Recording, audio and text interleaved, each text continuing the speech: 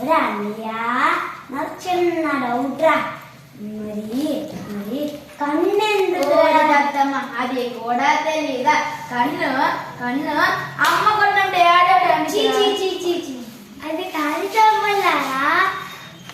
కళ్ళు ఉపయోగమేటో కళ్ళు ఎందుకో నేను చెప్తాను వినండి. కళ్ళతోనే మనము చూస్తాము ఓ తమ్మలారా. కళ్ళతోనే మనం చూస్తాము. రంగుల ఆకారాల జంతువుల వాహనాల వస్తువులు అన్నీ కూడా కళ్ళతోనే మనం చూస్తాము ఓ తమ్మలారా.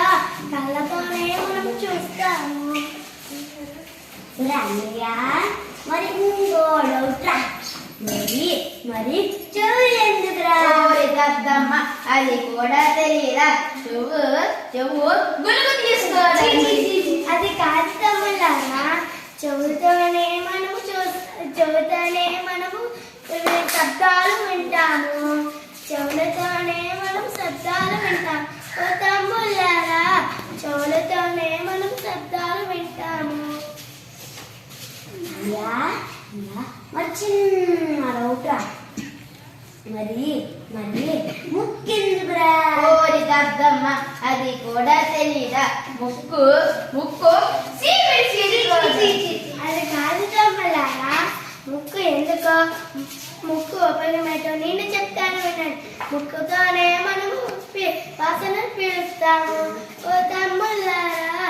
ముక్కుతోనే మనం వాసన పీలుస్తాము. మరి చిన్న డౌట్ రా. మరి మరి నాలుగు ఎందుకురా? దత్తమ్మ అది కూడా తెలీదా? నాలుక నాలుక అది కాదు తమ్ముళ్ళారా. నాలుగు ఎందుకో నాలుగు ఉపయోగమేటో నేను చెప్తాను వినండి. నాలుగుతోనే మనము రుచులు చూస్తాము ఓ తమ్ముళ్ళారా. నాలుగుతోనే మనము రుచులు తీపి వగరు కారం పులుపు అన్ని రుచులు కూడా నాలుగుతోనే మనము రుచులు చూస్తాము ఓ తమ్ముళ్ళారా. నాలుగుతోనే మనము రుచులు చూస్తాము. అన్నయ్య నాకు చిన్న డౌట్ రా. మరి మరి నువ్వు తెలుసుకుంది కదా చర్మం ఎందుకురా? ఓరి దత్తమ్మ అది కూడా తెలీదా? చర్మం చర్మం నచ్చేటప్పుడు గోపుకోవడానికి. అది కాదు చర్మలారా. చర్మం ఎందుకో చర్మం ఉపయోగమేటో నేను చెప్తాను. శ్వాసలో తెలిపేది చర్మమురా ఓ తమ్ముళ్ళారా. శ్వాసలో తెలిపేది చర్మమురా.